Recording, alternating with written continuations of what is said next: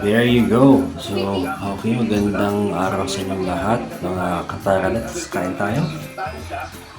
And a Merry Christmas to everyone. So, meron tayo ngayon dito premium chocolate from Dubai.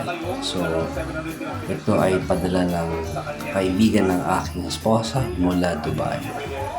So, we visited them and of course, little chit and chat.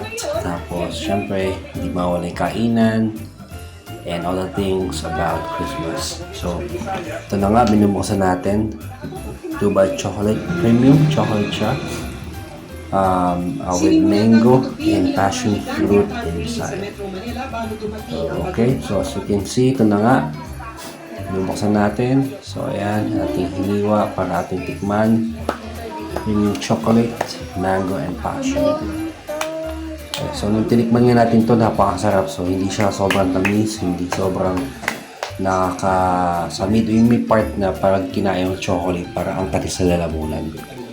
This one's very, very delicate yung pagkakagawa.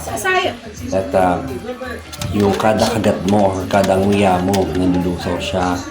White chocolate din, lasang-lasa mo yung mango and passion fruit na hinalo. So, there you go. It's really like an artisan chocolate. So, there we go. Enjoy. And again, Merry Christmas to everyone and hope you all have a good day and a prosperous New Year coming ahead. Yum, yum, yum. Para let's kain na. Alright.